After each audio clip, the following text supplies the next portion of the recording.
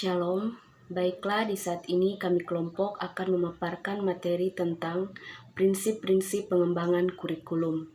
Kami beranggotakan 4 orang, yang pertama ada Elia Manganang, yang kedua Virgia Sumera, yang ketiga Sance Pananggung, dan yang keempat Sarifia Paduli. Ada 3 poin penting yang akan kami bahas, yaitu yang pertama pengertian prinsip, yang kedua sumber prinsip dasar pengembangan kurikulum, dan yang ketiga macam-macam prinsip dasar kurikulum.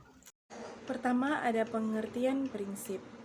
Prinsip adalah semua hal mendasar yang dijadikan patokan dalam menentukan berbagai tindakan yang terkait dengan pengembangan kurikulum. Kemudian yang kedua ada sumber prinsip dasar pengembangan kurikulum. Sumber prinsip dasar pengembangan kurikulum dikelompokkan menjadi 2 kategori, yaitu yang pertama ilmiah dan yang kedua non-ilmiah. Sumber ilmiah dapat diperoleh dari kegiatan yang bersifat ilmiah seperti penelitian, data empiris yang berupa data kelemahan dan kelebihan dari kurikulum sebelumnya, dan sebagainya. Sedangkan yang non-ilmiah berupa cerita yang didapati dari rakyat. Macam-macam prinsip dasar pengembangan kurikulum. Relevansi pendidikan dengan lingkungan kehidupan peserta didik. Dalam hal ini, pengembangan kurikulum harus sesuai dengan kehidupan nyata di sekitar peserta didik, sehingga peserta didik tidak merasa asing dengan kehidupan sekitarnya. Relevansi pendidikan dengan kehidupan sekarang dan kehidupan yang akan datang. Dalam kegiatan pengembangan kurikulum harus memperhatikan bahwa apa yang diajarkan kepada peserta didik pada saat ini bermanfaat baginya untuk menghadapi kehidupannya di masa yang akan datang. Relevansi pendidikan dengan tuntutan dunia kerja.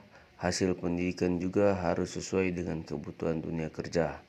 Dalam hal ini, tidak saja terkait dengan segi bahan atau isi, tetapi juga menyangkut segi belajar dan pengalaman belajar. Relevansi pendidikan dengan perkembangan ilmu pengetahuan dan teknologi. Pendidikan harus menyesuaikan diri dengan perkembangan ilmu pengetahuan yang berjalan sangat cepat dan dapat memberi sumbangan terhadap perkembangan tersebut. Pendidikan harus menyiapkan peserta didik baik sebagai produsen ilmu pengetahuan, tidak hanya sebagai konsumen iptek. 2. Fleksibilitas. Kurikulum harus dapat mempersiapkan anak untuk kehidupan sekarang dan yang akan datang. Di sini dan di tempat lain bagi anak yang memiliki latar belakang dan kemampuan yang berbeda. Hal ini berarti bahwa kurikulum harus berisi hal-hal yang solid, tetapi dalam pelaksanaannya memungkinkan terjadinya penyesuaian berdasarkan kondisi daerah, waktu maupun kemampuan dan latar belakang anak. Yang ketiga, kontinuitas.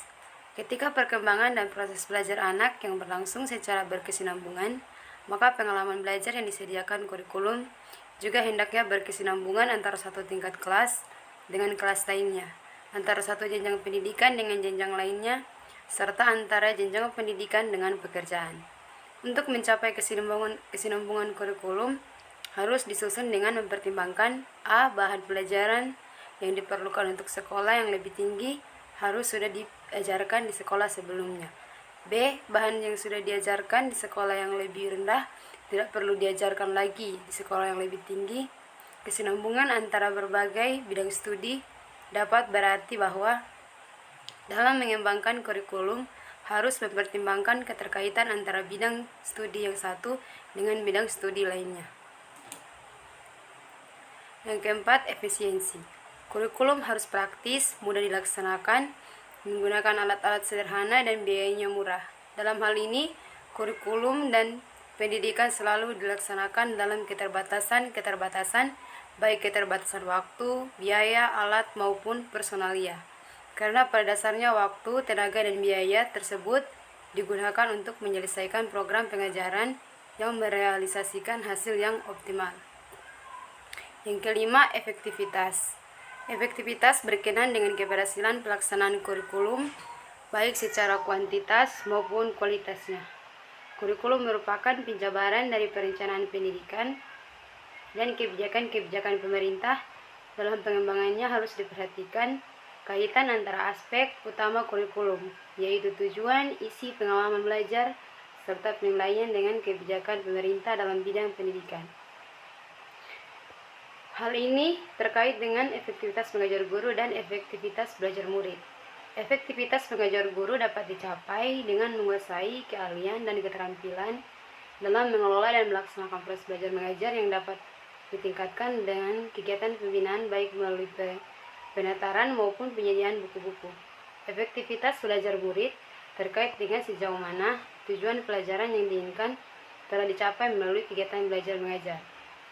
Hal ini sangat tergantung pada kemampuan guru dalam menyediakan suasana pembelajaran yang kondusif yang dapat dicapai dengan menyesuaikan bahan pengajaran dengan minat, kemampuan dan kebutuhan peserta didik, serta lingkungan dan adanya dukungan sarana prasarana yang memadai serta metode yang tepat.